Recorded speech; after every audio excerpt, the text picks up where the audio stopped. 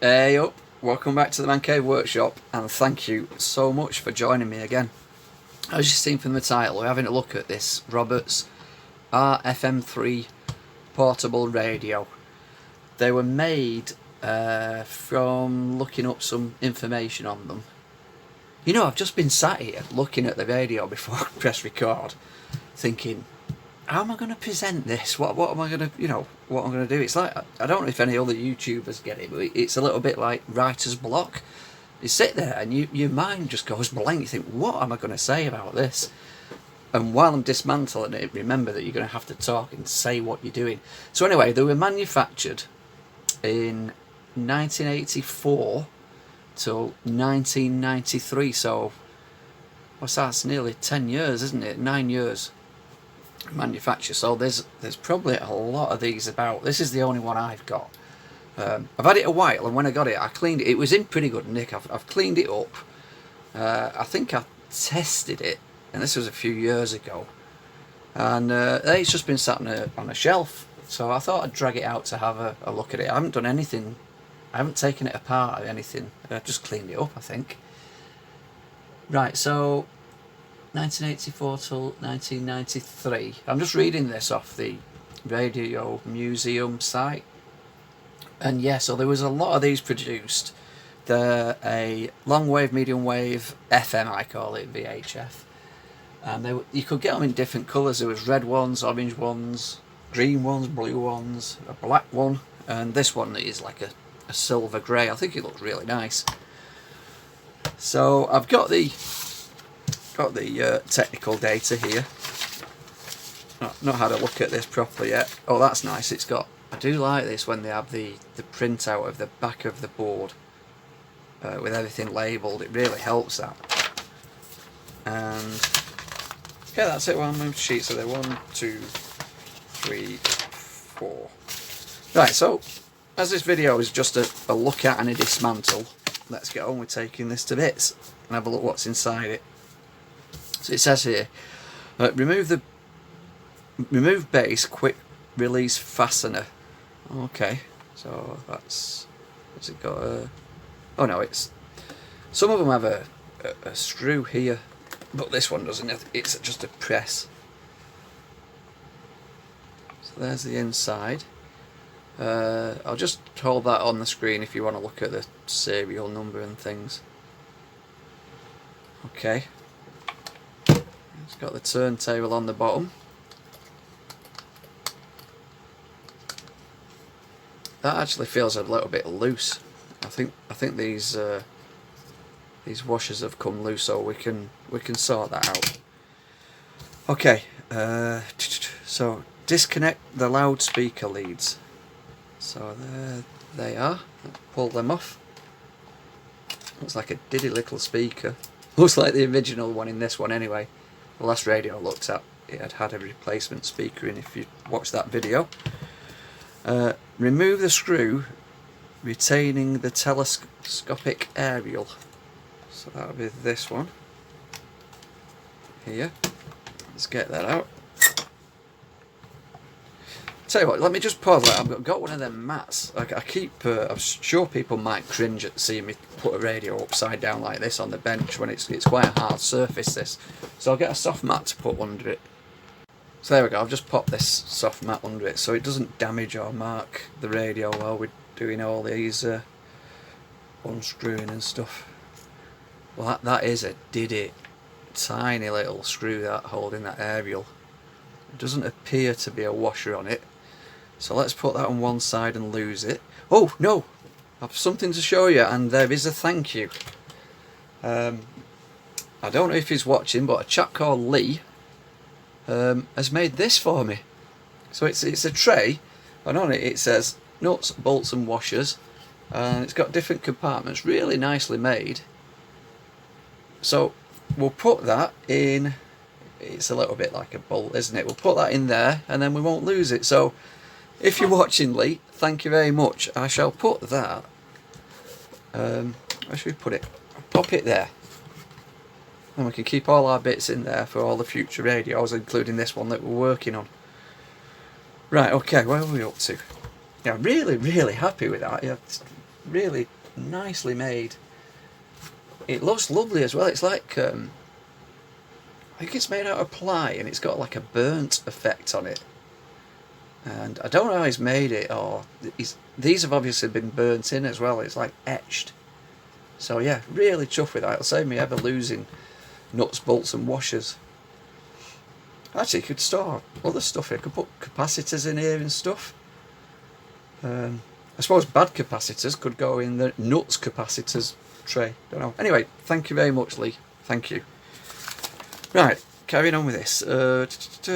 Remove screws securing external power socket. Right. Oh yeah, okay, there's an external power socket there. Let's get them out.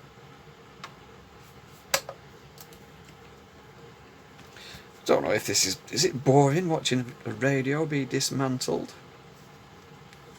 Not sure. Well, as a lot of us are still at home in the UK, I thought I'd put this video out so you could just for something to watch. That one doesn't want to unscrew. If it's threaded, let's see if we can lift this and unscrew it at the same time. See if it'll pull out. Oh no, it has unscrewed. That's what them two screws were holding in. It's just stayed in the. It's just stayed in the hole there. Let's pull that out. Does this come off? Sure. Oh yeah, that bit comes off as well. That says 9 volts. Pin negative, I think. Yep, pin negative. You can see that. So again, we don't want to be putting a positive adapter in there, positive pin adapter, because it won't like it at all. Okay, what does it say next? Right, remove flange head screw. Can't see what I'm reading here, can you? Remove flange head screw at either end of case above handle fixing. Oh, yeah, there we go, that'll be them. So if this is basic stuff, but I'm just showing you how, as I'm learning, as I'm going along. If it's too basic for you, then don't watch it. That's one. And let's get the other one out.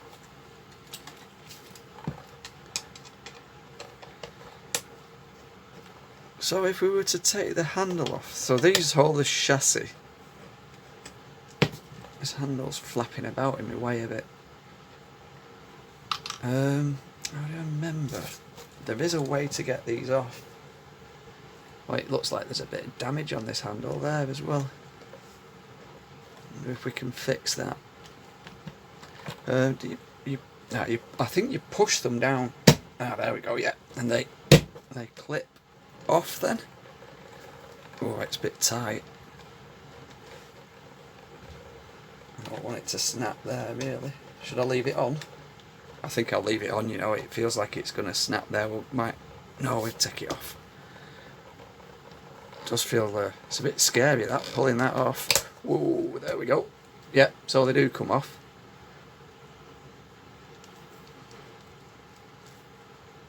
I don't know if that is damaged or... It feels pretty solid. I think it's just that plastic sort of shroud that's... Looks like somebody's wedged something under it at some point, probably trying to get it off. Okay, let's put that over the box. Right, so we've done that. What does it say next? Ease complete chassis out from the top of the case. This is where I can have fun sometimes. So I just feel a bit, yeah, this. There we go. It went on that side. If we can just push that with a screwdriver a little bit. Oh yes, easily came out that one. So this should come all out now. Bits are falling off it. It's a bit of trim. Just pop that over there. I might have had this radio apart before, you know. I can't remember. It does look very clean and nice. There's a bit of work going to be needed to do on this badge because the chrome's chipped a little bit, only a little bit though. The ends look nice and shiny. I don't know if I've put Danish oil on them or not. I usually do them a bit more glassy than that, but they don't need anything doing to them. You probably can't see that looks slightly bent in. Is it me just being picky? I don't know. It does look in really good condition, this radio.